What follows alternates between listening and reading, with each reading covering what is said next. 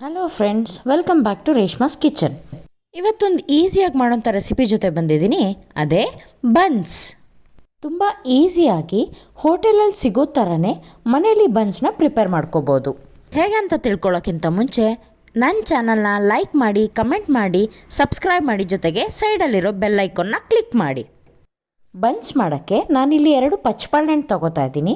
ನೀವು ಮೈಸೂರು ಬಾಳೆಹಣ್ಣು ಅಂತ ಹೇಳ್ತಾರಲ್ಲ, ಅದರಲ್ಲೂ ಮಾಡ್ಬೋದು. ಅದರಲ್ಲಿ ಮಾಡಿದ್ರೆ ಟೇಸ್ಟ್ ತುಂಬ ಚೆನ್ನಾಗಿ ಬರುತ್ತೆ.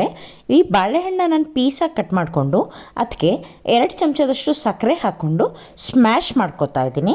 ಬಾಳೆಹಣ್ಣು ಚೆನ್ನಾಗಿ ಸ್ಮ್ಯಾಶ್ ಮಾಡ್ಕೋಬೇಕು. ಇಷ್ಟಾದರೆ ಸಾಕು. ಇದಕ್ಕೆ 1 ಚಿಟಿಕೆಯಷ್ಟು ಉಪ್ಪು ಹಾಕ್ಕೊತಾ ಇದ್ದೀನಿ.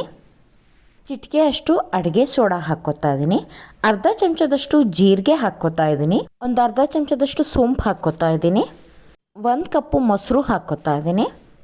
ಮೊಸರು ಹಾಕ್ಕೊಂಡು ಚೆನ್ನಾಗಿ ಮಿಕ್ಸ್ ಮಾಡ್ಕೊಂಬಿಡಿ. ಅಡುಗೆ ಸೋಡಾ ಆಪ್ಷನಲ್, ನೀವು ಬೇಕಿದ್ರೆ ಯೂಸ್ ಮಾಡ್ಬೋದು, ಇಲ್ಲದಿದ್ದರೆ ಸ್ಕಿಪ್ ಮಾಡ್ಬೋದು. ನಾನಿಲ್ಲಿ ವಿಸ್ಕರಿಂದ ಚೆನ್ನಾಗಿ ಮಿಕ್ಸ್ ಮಾಡ್ಕೊತಾ ಇದ್ದೀನಿ. ಎಲ್ಲ ಚೆನ್ನಾಗಿ ಮಿಕ್ಸ್ ಆದಮೇಲೆ 2 ಕಪ್ಪಷ್ಟು ಮೈದಾ ಹಿಟ್ಟು ಹಾಕ್ಕೊತಾ ಇದ್ದೀನಿ.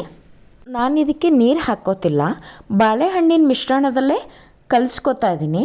ಕೈಯಲ್ಲಿ ಕಲಿಸೋದ್ರಿಂದ ಚೆನ್ನಾಗಿ ಮಿಕ್ಸ್ ಆಗುತ್ತೆ, ಗಂಟಾಗಲ್ಲ. ಹಾಗಾಗಿ ನಾನು ಕೈಯಲ್ಲೇ ಕಲಿಸ್ಕೊತಾ ಇದ್ದೀನಿ. ಎಲ್ಲರೂ ಅವಶ್ಯಕತೆ ಇದ್ದರೆ ಒಂದು ಸ್ವಲ್ಪ ನೀರು ಹಾಕ್ಕೊಂಡು ಕಲಿಸ್ಕೋಬೋದು, ಬಟ್ ನಾನಿಲ್ಲಿ ನೀರು ಹಾಕಿಲ್ಲ.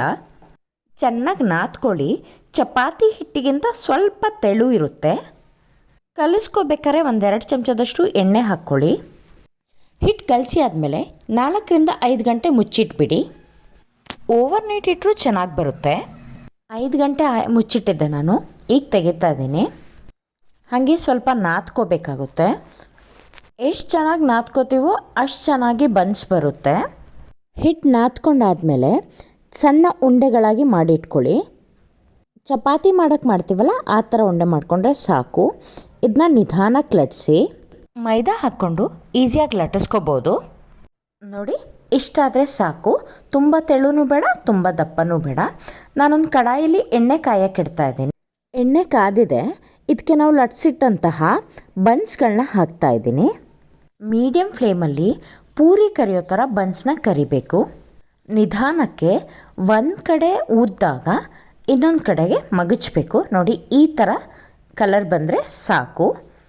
ಆ ಬಿಸಿಯಲ್ಲೇ ಅದ್ರ ಕಲರ್ ಇನ್ನೂ ಚೇಂಜ್ ಆಗುತ್ತೆ. ಇನ್ನೊಂದು ರೌಂಡ್ ಹಾಕ್ಕೋತಾ ಇದ್ದೀನಿ ನಾನು. ನಿಮಗೆ ಸ್ವೀಟ್ ಇನ್ನೊಂದು ಸ್ವಲ್ಪ ಬೇಕು ಅಂದರೆ ನೀವು ಸಕ್ಕರೆ ಸ್ವಲ್ಪ ಜಾಸ್ತಿ ಹಾಕ್ಬೋದು. ಬಾಳೆಹಣ್ಣಲ್ಲೂ ಸ್ವೀಟ್ ಇರೋದ್ರಿಂದ ನಾನು ಸ್ವಲ್ಪ ಸಕ್ಕರೆ ಕಮ್ಮಿ ಯೂಸ್ ಮಾಡಿದ್ದೀನಿ.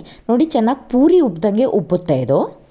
ಸಂಜೆ ಸ್ನ್ಯಾಕ್ಸ್ಗಾದರೂ ಮಾಡಿಕೊಡ್ಬೋದು ಅಥವಾ ಬೆಳಗಿನ ತಿಂಡಿಗಾದರೂ ಕೊಡ್ಬೋದು. ಈಸಿ ಆಗುವಂಥ ರೆಸಿಪಿ ಇದು. ಹೇಗೆ, ತುಂಬ ಈಸಿಯಾಗಿ ಆಯ್ತಲ್ವಾ? ಈ ರೆಸಿಪಿ ನಿಮ್ಗೆ ಇಷ್ಟ ಆಗಿದೆ ಅಂತ ಅನ್ಕೋತೀನಿ.